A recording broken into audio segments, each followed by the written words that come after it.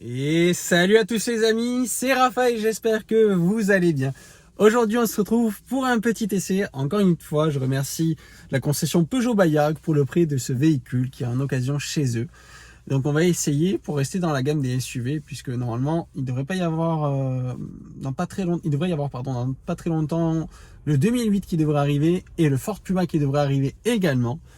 Donc aujourd'hui on va essayer le Renault Captur Phase 2 et la finition initiale Paris, donc la finition la plus haut de gamme qui est proposée sur le catalogue de chez Renault. Je vais vous le présenter dans un petit instant. Je vous laisse d'abord vous abonner, mettre un petit pouce bleu et commenter ce que vous pensez de la vidéo au fur et à mesure si vous le souhaitez. Voilà, allez on passe tout de suite à l'extérieur. Et donc voici le Renault Captur Phase 2 initiale Paris. Donc on est sur un 1,6 litre TCE de 130 chevaux en boîte automatique EDC. Salut Hugo. Toujours fidèle au poste. On est sur des jantes en 18 en biton, donc avec des freins à disque à l'avant et des freins à tambour à l'arrière. Malheureusement, on est sur un prix d'achat neuf, on est aux alentours des 35 000 euros. Donc voilà, c'est vrai qu'il est bien plus joli que les anciens. Excusez-moi réellement pour le vent, c'est vrai que c'est chiant par rapport à ça, donc j'essaye de faire comme je peux. Donc voilà.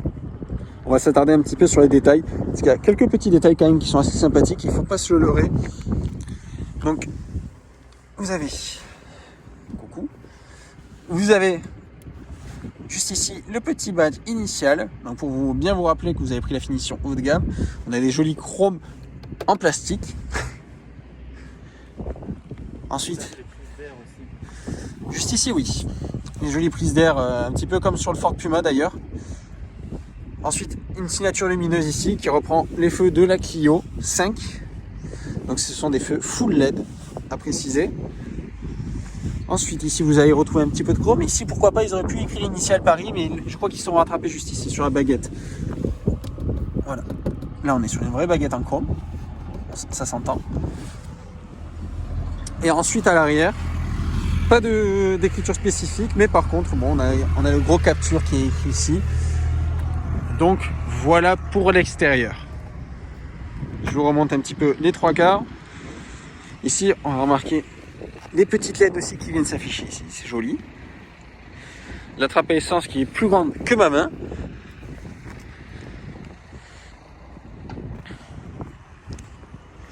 Et ensuite en trois quarts avant. Donc tout de suite, on passe à l'intérieur. On va commencer par l'arrière. Donc l'arrière, on est sur une sellerie tout en cuir. Surpiqué bronze un petit peu, comme vous allez pouvoir voir juste ici. Ensuite ici on a en façon losange, un petit peu façon des Audi S3 RS3. Et ensuite après, juste de visuel en fait, on a l'impression que les sièges sont vraiment bien moussés. Donc à mon avis, faire de la route à l'arrière, ça ne doit pas être dégueulasse. Pas d'accoudoir central, ce qui est dommage.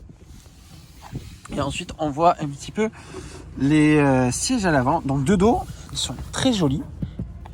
Ici, on se retrouve avec une matière un petit peu bizarre, en fait. On dirait qu'il y a du cuir. Et en dessous, en fait, on dirait qu'il y a comme un carton ou quelque chose comme ça. Et ensuite, un petit vide-poche ici.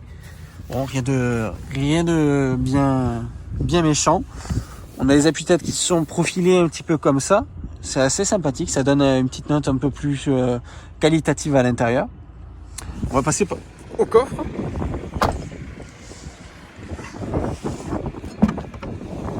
Pas de coffre automatique. Donc on a un coffre avec un plancher qui est amovible. Donc pour que vous puissiez comparer avec un sac à dos et ensuite, hop, juste en dessous, on gagne une belle profondeur. Donc c'est vrai que ça c'est sympathique. Je vais vérifier quand même s'il y a une roue de secours. Hop. Alors oui, il y a une roue de secours, mais bon, je vais pas m'amuser à tout enlever. Oui, je l'ai senti. Tu l'as pas parce que tu as le Bose. Ah bon? Ah si. Oh si, on a une belle roue de secours. Et à mon avis, du coup, dedans, dans la sacoche, il y a le cric, etc. Parce que là, je le vois pas. Ou peut-être en dessous encore. Tout était là-dedans. Hop. Hop. Le crochet d'attelage qui est amovible avec les outils. Une toute petite sortie d'échappement juste ici. Assez timide. juste avant qu'on passe à l'avant, je vous montre les panneaux de porte. Donc ici, on a du plastique dur. Ensuite, ici, on a du cuir surpiqué. Et ensuite, on se retrouve encore avec du plastique dur. Et on passe à l'avant. Hop. Voilà. On va laisser la voiture se taire. À l'avant, on se retrouve ici avec du plastique moussé très légèrement tout le long. Ensuite, plastique dur. Et ensuite, on se retrouve encore avec du cuir. Ici, on se retrouve avec du plastique dur brut sur ce point-là. Hop. Je vais m'enfermer à l'intérieur parce que on a nos amis les ouvriers qui travaillent.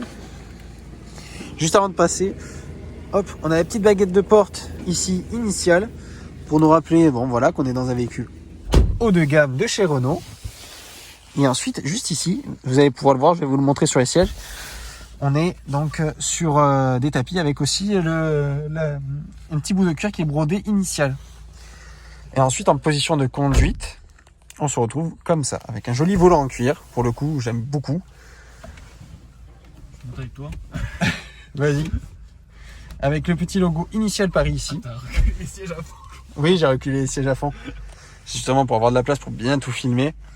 Du coup, en parlant des sièges à l'avant, on se retrouve avec à peu près la même forme qu'à l'arrière. Donc ici, avec la surpiqûre et en façon losange. Donc, ce que je vous disais juste avant, avec la petite languette initiale Paris. Et ensuite, on redescend sur des sièges en cuir basique. Donc là-bas, on retrouve les mêmes tapis. Et ensuite, maintenant, on retrouve la nouvelle interface de chez Renault avec ce grand écran tactile. Vous avez ensuite les boutons qui s'appuient entre guillemets comme des boutons dans l'aviation.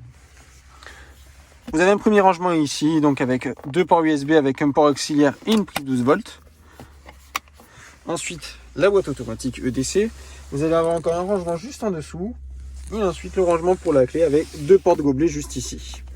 La boîte à gants, alors, voilà, en forme de tiroir. C'est assez original, j'ai jamais vu ça.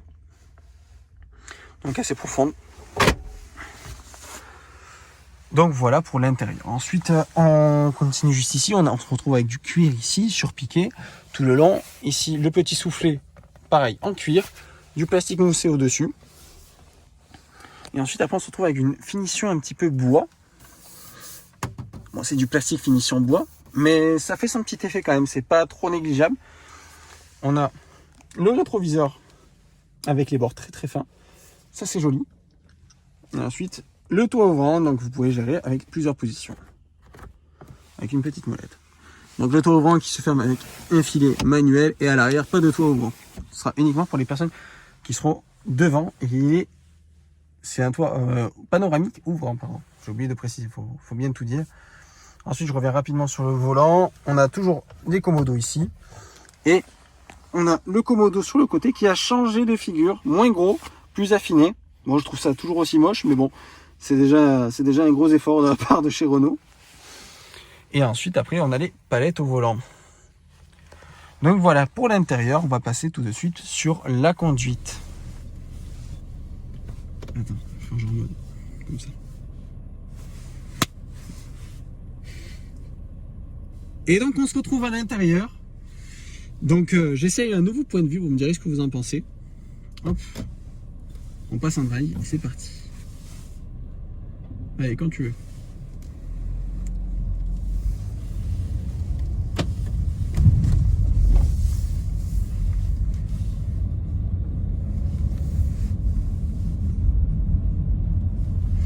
Alors la boîte EDC, franchement, pour les premiers tours de roue que je fais, c'est pas dégueulasse pour l'instant. La boîte, on la sent pas d'à-coup au passage de rapport, c'est pas négligeable. On sent qu'elle a été retravaillée et tant mieux d'ailleurs. Tant mieux parce que sinon ça va être un calvaire, surtout sur les nouveaux modèles.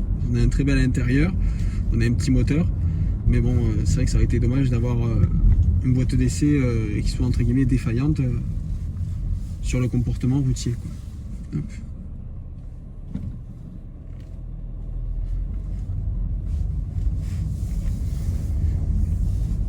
On essaiera les plusieurs modes de conduite qui sont proposés. Bon, il y en a trois, hein. Il y a un mode normal, enfin MySense, Sport et Eco. Là, on est en MySense. La direction, je la trouve quand même un poil lourde. C'est dommage. J'aurais pensé entre guillemets beaucoup plus agile, puisque bon, c'est une Clio rehaussée. Mon seul point de comparaison que j'ai pu essayer, c'est le Puma, et la direction du Puma est beaucoup plus facile, beaucoup plus souple. Par contre, je ne l'ai pas encore essayé en boîte automatique. J'espère que ça arrivera bientôt.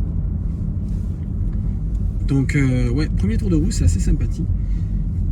Parce qu'en fait, dessus, vous allez le voir sur la vidéo de présentation, juste avant, là, de l'intérieur.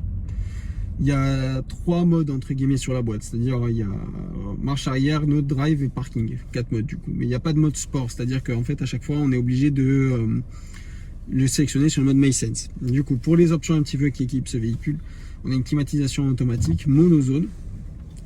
On a le tracteur qui va nous embêter.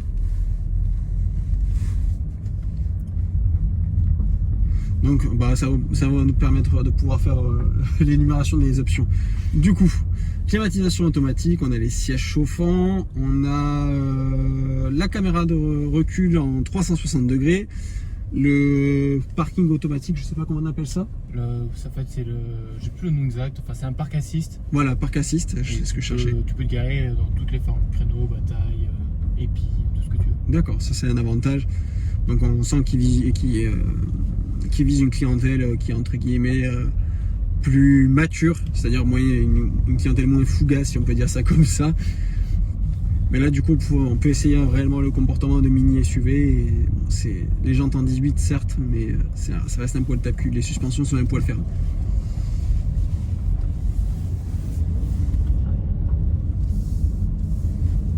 La boîte se comporte vraiment super bien. C'est ultra agréable.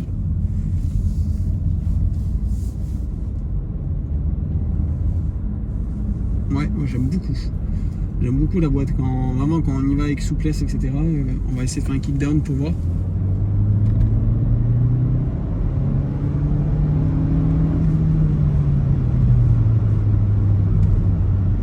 Ouais, il y a quand même un petit temps de latence.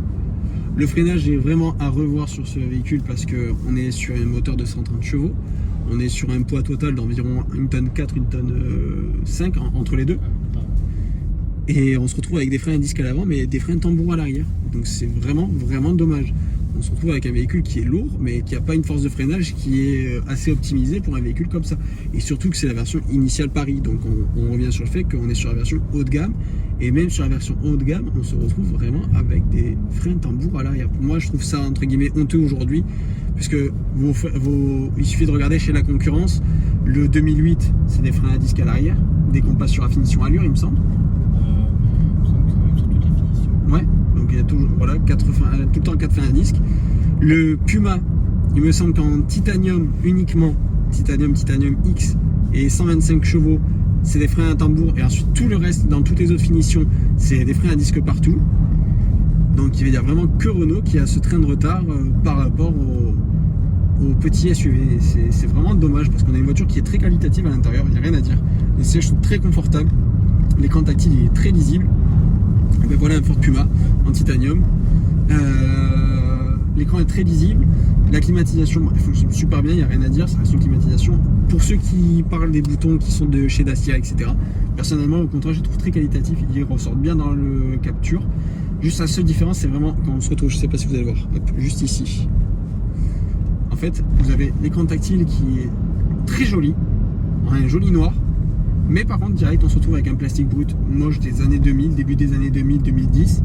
C'est vraiment ultra moche et ça casse vraiment l'ambiance qu'il y a entre guillemets dans le véhicule. On a du cuir partout, on a du cuir moussé, on a du plastique moussé au-dessus, on a des finitions bois sur les côtés. Et là, on se retrouve avec un vieux plastique. C'est vraiment dommage parce que le véhicule est vraiment très confortable en soi. Ça reste un poil tape-cul à cause des jantes en 18 peut-être, et les suspensions qui sont un poil fermes, un poil trop ferme même. Mais sinon, après, c'est un bel espace de vie à l'intérieur. Heureusement d'ailleurs qu'il y a le toit ouvrant parce qu'à mon avis, sinon je pense que ça fait assez confiné dedans. Donc pour moi, je pense que c'est une super bonne voiture. On va continuer, on se retrouvera juste après pour le château, on va faire un petit détour. On va essayer les autres modes de conduite. Donc les autres modes de conduite, ils fonctionnent comme ça. Vous appuyez sur la petite touche qui est juste ici, je ne sais pas si vous allez le voir puisqu'il y a le volant juste devant. Et on passe sur le mode MySense. Voilà, encore une fois, le freinage, là, on le réessaye. Je prends le stop, je freine pardon, tardivement pour le stop. Et la voiture met du temps à freiner. Du coup, le mode MySense, ici, il va se remettre. Ça s'affiche comme ça. Vous pouvez configurer le mode au fur et à mesure. Donc, vous avez la direction que vous pouvez choisir. Vous pouvez mettre en mode confort. Ça, c'est entre guillemets comme vous le souhaitez, vous. C'est votre mode de conduite. Non, je ne veux pas éteindre l'écran. Ensuite, après, vous avez les compteurs que vous pouvez modifier. Vous avez plusieurs compteurs. Je les montrerai juste après pour faire un petit rappel. Et ensuite, vous avez l'éclairage d'intérieur. Donc, vous avez 8 coloris différents, si je dis pas de bêtises, ouais, c'est ça. Avec plusieurs endroits. Et donc, ça, c'est cool. Ça ajoute une petite note de modernité à ces véhicules. Et c'est pas négligeable. Parce qu'on voit, encore une fois, on reste sur la finition la plus haut de gamme. C'est normal. Pour moi, aujourd'hui, c'est normal d'avoir des finitions comme celle-ci. Enfin, du moins des finitions dans la finition. Si on peut dire ça comme ça. Ensuite, après, en mode plus radical, on passe sur le mode sport. Donc là, vous avez la vitesse, vous avez tout qui s'affiche. Le comportement qui est un peu plus rigide.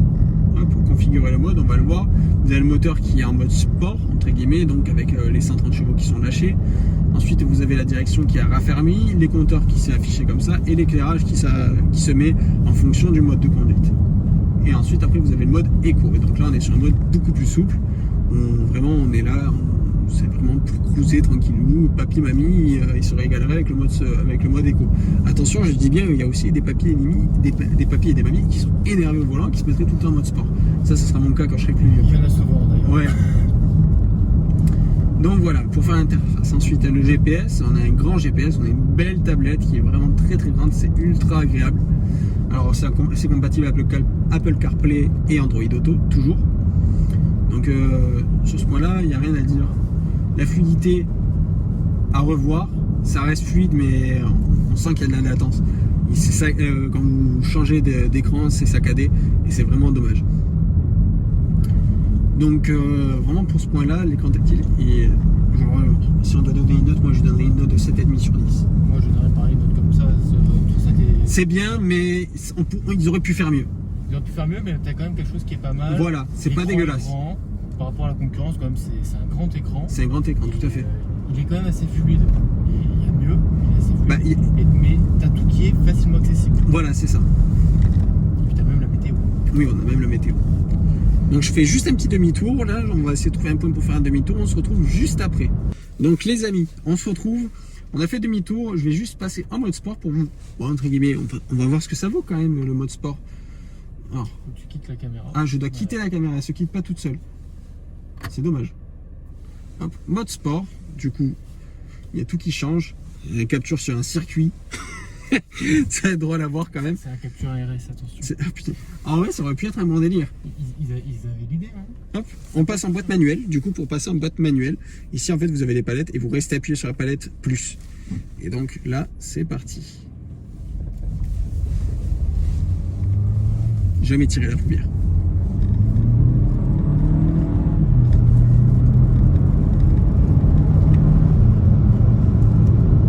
Alors, il y a des bonnes sensations. La boîte d'essai réagit bien en mode sport. Je pense qu'à mon avis, si on passe en manuel sur le mode Eco ou mode MySense, ça va être un petit peu différent. On a une sonorité moteur qui est entre guillemets plus présente. Je pense que ça sort un petit peu des enceintes. Oui, ça va être un mieux d'enceinte. D'ailleurs, j'ai oublié de le préciser tout à l'heure, on a les enceintes Bose dessus.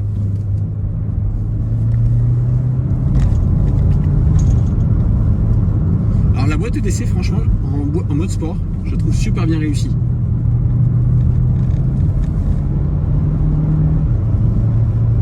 Bon, après c'est 130 chevaux, donc il y a un petit coup de pied, mais c'est pas flagrant.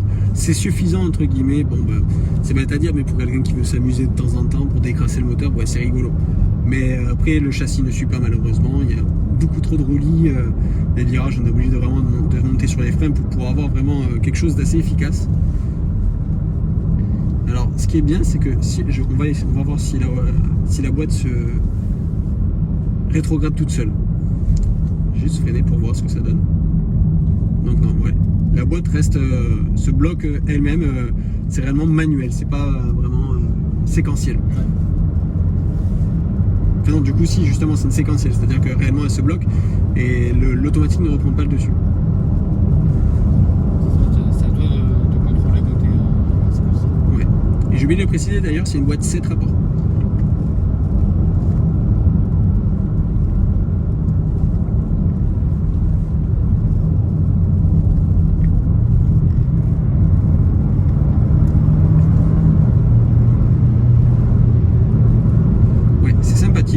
Mais bon, après voilà, ça va 2 minutes. En fait, le moteur devient un peu plus rageur, mais vu qu'il n'y a pas le châssis qui suit, c'est frustrant. Et c'est dommage. S'ils avaient sorti par exemple un capture RS Line, ça aurait pu être intéressant.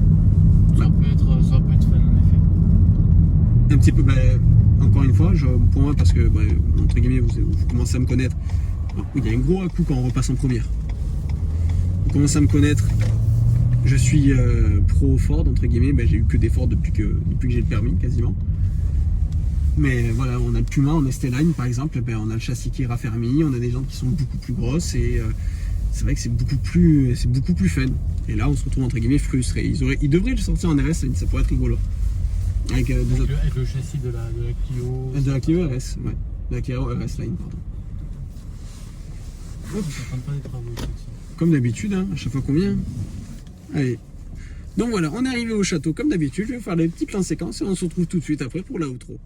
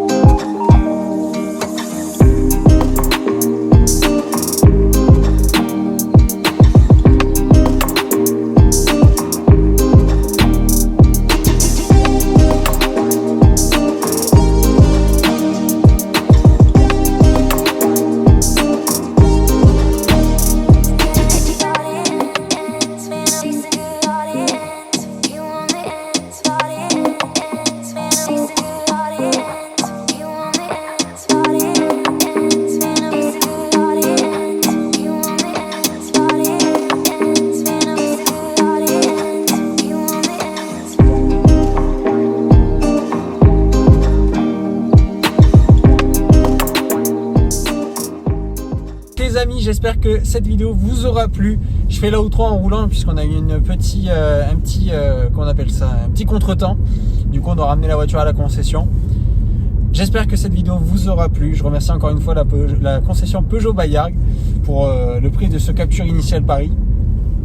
Donc si je fais un petit résumé, c'est un véhicule qui est très polyvalent avec une bonne boîte automatique. En mode sport, elle est encore plus réactive.